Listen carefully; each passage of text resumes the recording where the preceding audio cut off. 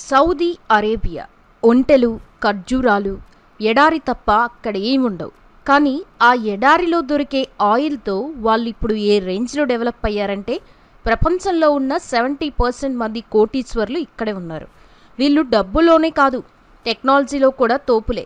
తమ టెక్నాలజీతో ఒకప్పుడు సముద్రాన్నే పక్కకు నెట్టేసి అక్కడ ఒక ఊరినే కట్టేసిన వీళ్ళు ఇప్పుడు ఏకంగా మండే ఎడారులని కూడా పంటలు పండే పచ్చటి భూములుగా మార్చేస్తున్నారు. ఏంటి, నమ్మట్లేదా? అయితే ఈ వీడియోని ఎక్కడా స్కిప్ చేయకుండా చివరి వరకు చూసి సౌదీ అరేబియా ఈ అద్భుతాన్ని ఎలా చేసిందో మీరు కూడా తెలుసుకోండి. ప్రపంచంలో ఉన్న ఎన్నో ఎడారులు ఇప్పుడు ఉన్నట్టుండి చాలా వేగంగా విస్తరిస్తున్నాయి. వీటిలో ముఖ్యంగా గోబీ ఎడారి అన్నిటికన్నా వేగంగా విస్తరిస్తూ చైనా నుండి మంగోలియా వరకు వ్యాపించి ప్రతి సంవత్సరం సుమారు 60,000 చదరపు కిలోమీటర్ల పంటలు పండే పచ్చటి భూమిని బంజరు భూమిగా మారుస్తుంది. అయితే ఆయా ప్రాంతాల్లో సరైన జనాభా కూడా లేకపోవడమే దీనికి ప్రధాన కారణం అని చెప్పొచ్చు. అలాగే అసలు ప్రపంచవ్యాప్తంగా ఎందుకు ఇలా జరుగుతోంది అంటే దానికి కారణం గ్లోబల్ వార్మింగ్. దీనికి కారణం మనమే. రోజు రోజుకి పెరుగుతున్న మన అవసరాల కోసం అడవులని, చెట్లని నరికేసి వాటి స్థానంలో విషాన్ని వెదజల్లే ఫ్యాక్టరీలని ఏర్పాటు చేయడంతో అక్కడి నుండి వచ్చే విషవాయువులు, రసాయనాలు గాలిని, నీటిని కలుషితం చేస్తున్నాయి. దాంతో పచ్చటి భూమి దేనికి పనికి రాకుండా పోతోంది. ఈ విధానాన్నే డిసర్టిఫికేషన్ అని అంటారు. ఈ డిసర్టిఫికేషన్ ఇలాగే కొనసాగితే రాబోయే 25 ఏళ్లలో మన గ్రహం మీద ఉండే 25% భూమి దేనికి పనికి రాకుండా ఒక బంజరు భూమిగా మారిపోతుంది.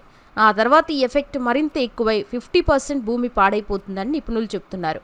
దాంతో ప్రపంచవ్యాప్తంగా చాలా దేశాలు ఈ సమస్యను ఎదిరించడానికి ఎన్నో ప్రయత్నాలు చేస్తున్నాయి.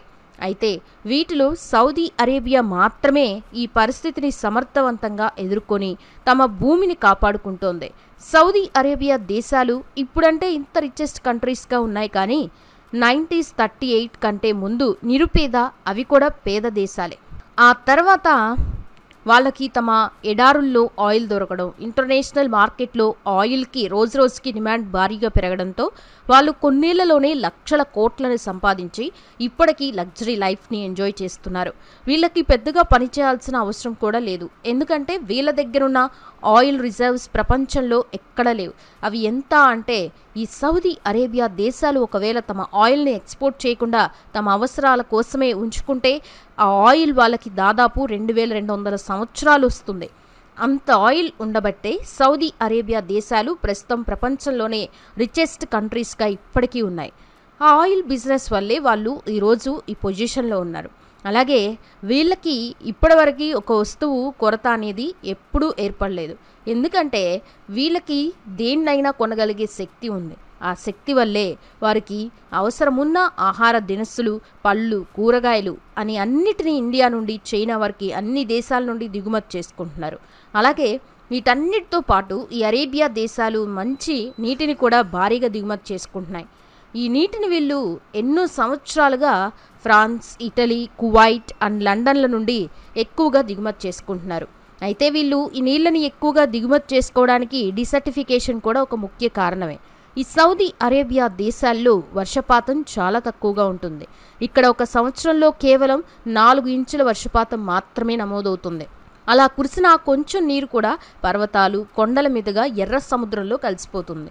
దాంతో అక్కడ పంటలు పండడానికి సరైన నీరు లేకపోవడంతో వీళ్ళు ఆహార పదార్థాల కోసం పూర్తిగా పక్క దేశాల మీదే ఆధారపడాల్సిన పరిస్థితి వచ్చింది.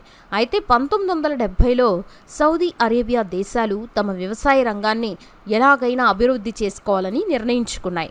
అప్పటి నుండి ఇప్పటి వరకు ఆ దేశాలు ఆ పని మీదే ఉన్నాయి. మరి వాటిలో సక్సెస్ అయ్యాయా అంటే ఒక్కసారి ఈ శాటిలైట్ మ్యాప్ చూడండి. ఇక్కడ ఎడారి పక్కన గ్రీన్ కలర్లో రౌండ్గా కనిపిస్తున్నవి మరేవో కాదు, పచ్చటి పంట భూములు. కొన్ని లక్షల ఎకరాల బంజరు భూమిని వీళ్ళు వృత్తాకార వ్యవసాయ క్షేత్రాలుగా మార్చేశారు. ఇక ఇక్కడ నీటిని సెంట్రల్ పివోట్ ఇరిగేషన్ పద్ధతిలో మొక్కలకి అందజేస్తారు. అలాగే పొలానికి ఎంత నీరైతే అవసరం ఉంటుందో అంతే నీటిని వాటికి సరఫరా చేసే విధంగా ఆ పొలాల్లో ఉన్న మిషన్స్ పనిచేస్తాయి. ఈ మిషన్స్కి ఒక పెద్ద పైపు అమర్చబడి ఉంది.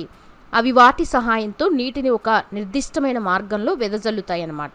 అందుకే వీటికి తగిన విధంగా ఉండేందుకు ఆ పంట పొలాలని వృత్తాకారంలో ఉండేలా చేశారు. ముందుగా వడి ఆల్ దవసిల్ అనే ఒక చిన్న ఊరిలో మొదలైన ఈ వ్యవసాయ క్షేత్రం ప్రెసెంట్ సుమారు 5,000 స్క్వేర్ కిలోమీటర్ల ప్రాంతం వరకు వ్యాపించింది. మనకి మ్యాప్లో కనబడుతున్న చిన్న చిన్న సర్కిల్స్ ఇవే. ఇవి చూడటానికి చాలా ఇలా గుండ్రంగానే ఉంటాయి, కానీ ఒక్కోటి 100 ఎకరాలకి సమానం. మామూలుగా పంటలకి వాడే ఇరిగేషన్ సిస్టమ్ని ఫ్లడ్ ఇరిగేషన్ సిస్టమ్ అని అంటారు. అయితే ఈ పద్ధతిలో నీరు ఎక్కువగా భూమిలోకి వెళ్ళిపోయి ఆవిరైపోతుందన్నమాట. పంటకి కావాల్సిన నీరు సరైన టైంలో అందుతుందో లేదో మనం చూసుకుంటూ ఉండాలి.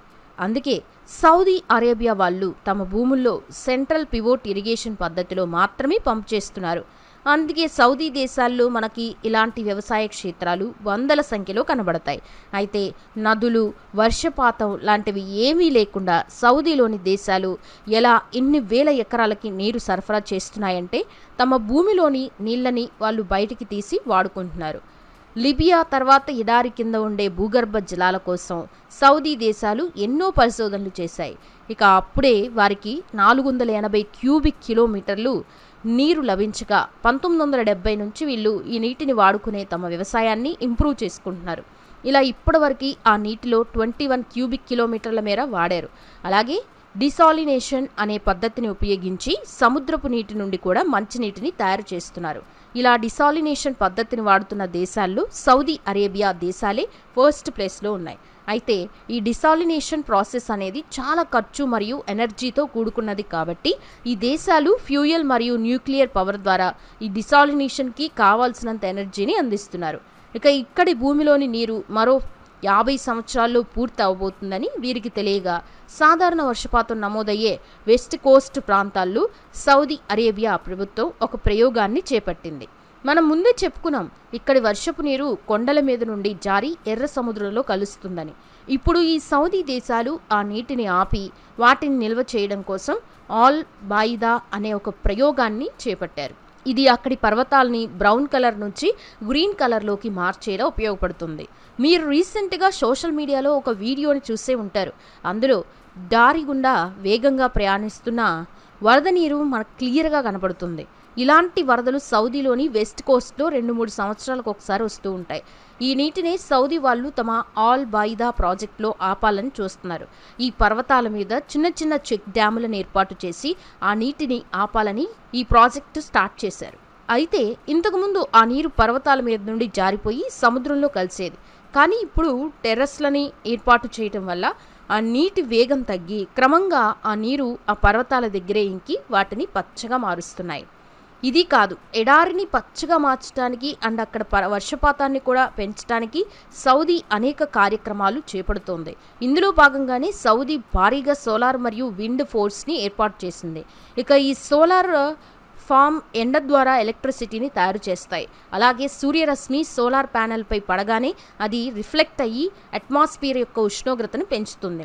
దాంతో వాతావరణంలో ఉన్న నీరు ఆ వేడికి గాల్లో ప్రయాణించి చల్లని గాలిగా ఢీ కొడుతుంది. ఈ ప్రక్రియ ద్వారా అక్కడ వర్షాలు పడొచ్చని కొంతమంది నిపుణులు ఈ ప్రయోగాన్ని చేస్తున్నారు. ఇక విండ్ టర్బైన్స్ కూడా ఎలక్ట్రిసిటీని తయారు చేస్తూ గాలిని పైకి ప్రయాణించేలా చేస్తాయి. అయితే దీనివల్ల 5 సెంటీమీటర్ల మేర వర్షపాతం సంభవించే అవకాశం ఉంది. ఈ నీటితో మొక్క కూడా పెరగని ఆ నేల మీద అడవి మొక్కలైనా పెరిగే అవకాశం ఉంటుంది. ఇదే జరిగితే అక్కడి ఎడారుల్లో జరుగుతున్న డీసర్టిఫికేషన్ని వాళ్ళు ఆపగలుగుతున్నారు. అందుకే ఎన్నో ఇబ్బందికర పరిస్థితులను ఎదుర్కొని సౌదీ ఇవాళ వేల సంఖ్యలో గ్రీన్ ఫామ్లను ఏర్పాటు చేసి వాటిని ప్రతి సంవత్సరం పెంచుతోంది. ఇక 1960 లెక్కల ప్రకారం సౌదీ వద్ద 11,400 స్క్వేర్ మీటర్ల పంట భూమి ఉండగా ఇప్పుడు ఆ ల్యాండ్ 35,000 స్క్వేర్ మీటర్లకి చేరుకుంటుంది. దాంతో ఇతర దేశాల నుండి దిగుమతి చేసుకునే ఎన్నో ఆహార దినుసుల్ని వీరు ఇక్కడ పండించి పక్క దేశాలకి అమ్ముతున్నారు. ఇక 2022 లెక్కల ప్రకారం సౌదీ అరేబియా 1,20,00,000 కొత్త రకపు చెట్లని నాటగా 2030 కల్లా అక్కడి 2,25,000 హెక్టార్ల ఎడారి పచ్చ భూమిగా మారబోతుంది. సో ఇది ఫ్రెండ్స్, ఈ వీడియో చూశాక సౌదీ దేశాలు చేస్తున్న పని మీద మీ ఒపీనియన్ ఏంటో కామెంట్లో తెలియచేయండి. అండ్ ఈ వీడియో కనుక మీకు నచ్చినట్లయితే లైక్ చేసి ఇలాంటి మరెన్నో ఇంట్రెస్టింగ్ వీడియోస్ కోసం మా ఛానల్ని ఫాలో అవుతూ సబ్స్క్రైబ్ చేసుకోండి. Thanks for watching this video.